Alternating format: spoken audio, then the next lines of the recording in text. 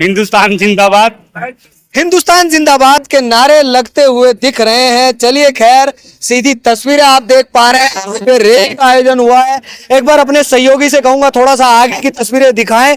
Rally जो है कुछ ही क्षणों में निकलने वाली है और पुलिस की मुस्तैदी में और सबके हाथ में जो है भारत का झंडा है। 78वां स्वतंत्र दिवस जो है हम लोग बना रहे हैं और आप देख सकते हैं लोगों के अंदर जोश देखने को मिल रहा है। जिस तरह से लोग ईद के पर्व को बनाते हैं, होली दिवाली के पर्व को बनाते हैं, उसी तरह से जो है इस पर्व को बना रहे हैं। चलिए खैर, अब कुछ ही क्षणों में जो है रैली निकलने वाली है और मुस्लिम सेवा संगठन के अध्यक्ष नईम कुरैशी हमारे साथ हैं। सीधी तस्वीरें देहरादून से आपको दिखा रहे हैं। नईम कुरैशी साहब, 78वां स्वतंत्र दिवस हम मना रहे हैं, तो इस लक्ष्य में जो है रैली का आयोजन किया गया है, तो क्या कहेंगे? सबसे पहले तो मैं पूरे हिंदुस्तान के लोगों को मुबारकबाद देना चाहता हूँ 78वें स्वतंत्रता की वर्षगांठ की। और ये दिन हमें याद दिलाता है उन वीर शहीदों की जिन्होंने इस देश के लिए और हमारी स्वतंत्रता के लिए अपनी जानों की बाजी लगा दी। 200 साल की ब्रिटिश सरकार की काली हुकूमत के बाद 1947 15 अगस्त के दिन ये सूरज निकला था और आज हम देख रहे हैं किस तरह से पूरे विश्व में भारत का डंका बज रहा है।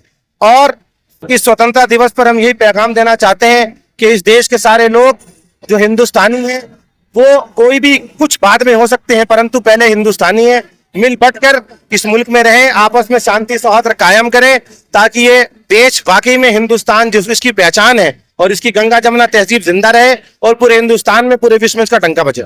शुक्रिया समय देने के लिए। चलिए खैर, अभी रैली निकलने ही वाली है। हालांकि पुलिस की मुस्तैदी इस वक्त देखने को मिल रही है, लगातार व्यवस्थाएं बनाने की कोशिश की जा रही है और पुरसुकून आज जो है एक रैली का आयोजन हुआ है। मैं आपको बता दूं, मुस्लिम सेवा संगठन की जानिब से अभी मेरे साथ मुस्लिम सेवा संगठन के अध्यक्ष नईम कुरैशी थे। चलिए खैर, कुछ और लोग मौजूद हैं मेरे साथ, उनसे बात करने की कोशिश करते हैं। क्या कहेंगे स्वतंत्रता दिवस के मौके पर?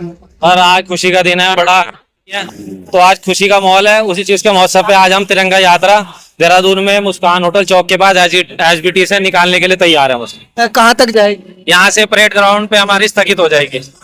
शुक्रिया। चलिए खैर, आप देख सकते हैं तस्वीरों में और कुछ लोग मौजूद है। भाई, तो देश के दिन आजाद हुआ था, क्या कहेंगे? बहुत खुशी का माहौल है, लोगों में जुनून है, जज्बा है। हिंदुस्तान हर्ष उल्लास के साथ मनाया जा रहा है इस बार 78वां स्वतंत्र दिवस। जी, बहुत बढ़िया। हिंदुस्तान जिंदाबाद। हिंदुस्तान जिंदाबाद के नारे लगते हुए दिख रहे हैं और आज 15 अगस्त के मौके पर जो है एक रैली का आयोजन किया गया है, तो क्या प्रदेशवासियों से अपील करना चाहेंगे? बेहतर है कि रैली निकल रही है, सब कुछ अच्छा है, लेकिन इस अच्छा से पहले ये है कि हम जितने भर भी नौजवान हैं, तारीख से वाबस्ता हो, जो हिस्ट्री है 15 अगस्त की, के उस गोरे ने जो दिल का काला था, समझे, उन बरतानिया निवाज ने मतलब क्या जो हमारे मुल्क पर कब्जा किया था, वो किस तरीके से किया था, कहाँ किया था, और उसने सन 1857 में उलमा की किस तरीके से लाशें लटकाई पेड़ों पर और किस तरीके से फांसी दी है और किस तरीके से करोड़पति को हिंदुस्तान के कौड़ीपति कर दिया, भिखारी कर दिया, भागने पर मजबूर कर दिया। यहाँ तक के लोग बड़े बड़े करोड़पति भाग करके हिंदुस्तान से, जिनके वारंट थे, वो पता नहीं अरब पहुंच गए। और ऐसी ऐसी मिसालें मौजूद हैं कि लोगों ने यहाँ के लोगों को अरब के अंदर लाइन लगाते हुए देखा है, जो भीख की लाइन लग रही थी, समझे। मौलाना रहमतुल्लाह साहब और एक डॉक्टर वजीर थे, उन्होंने मतलब कि मदीने में जाके और उन्होंने मक्के में जाके मदरसा सहूलियतिया कायम किया था मौलाना रहमतुल्लाह से।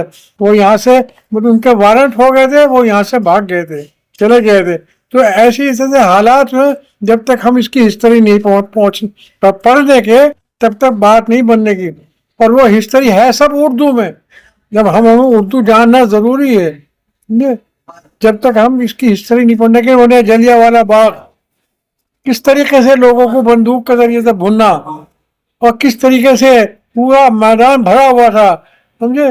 जलियांवाला बाग भरा हुआ था, मतलब है कि जिनके गोली लगी जो शहीद हो गए, और औरतें जिनके मर्द थे वो औरतें उस लाश पर रो रही हैं और कुत्ते रात भर मतलब के उनका गोश्त नोच रहे हैं। ये हालात हुए हैं जलियांवाला बाग में, समझे। गोलियों से भून लिया गया, न जाने हजारों लाखों आदमी मर गए। तो मेरे मोहतरम बुजुर्गों और दोस्तों, सबसे ज़रूरी है कि आप उर्दू पढ़ो और उसके बाद अपनी हिस्ट्री पढ़ो और देखो कि क्या सूरत हाल हुई सन 1857 से लेकर के सन 1947 तक, और किस तरीके से आजाद हुआ और किसकी कुर्बानी है। झूठ किसी को नहीं बोलना चाहिए, किसी को इजाजत नहीं किसी इंसान को झूठ बोलने की। सही बात करो, समझे। जिसकी जो कुर्बानी है उन कुर्बानी को याद करो और किस तरीके से कुर्बानी दी है। अब सवाल ये होता कि हुकूमत किससे छीनी थी अंग्रेज ने? कौन सा था? बादशाह था ना, मुसलमान था ना, उससे हुकूमत छीनी थी। इसलिए दर्द हमें ज्यादा होना चाहिए और हो रहा है, समझे, कि हमने इतनी कुर्बानियां से दी, तभी हमारी कुर्बानी की वजह से वो अंग्रेज यहाँ से भागा और मजबूर हो गया यहाँ से हिंदुस्तान छोड़ने पर। और अगर यकीन नहीं आता तो उसकी किताब उठा के देख लो, उसने खुद लिखा अगर मुसलमान हिंदुस्तान में ना होते तो हिंदुस्तान को आज़ादी कभी मिल नहीं सके। मतलब आपका कहना यह है कि सभी का खून शामिल है हिंदुस्तान की आज़ादी में? बेशक मतलब कि सभी का खून शामिल है, सब ने मतलब किया है, लेकिन किसी ने कम किसी ने ज्यादा, ये बात जरूरी है। और जिसने एहसास करा, मतलब कि ये बात तो जिंदा है कि उलमा की किस कदर लाशें मतलब है कि कश्मीर तक पेड़ों पर लटकी हुई थी कि जिन्होंने फांसी दी, और ये लोग अंग्रेज जो है ना सड़क पे बैठकर हंस रहा है और वो 8 का सिक्का बन रहा है।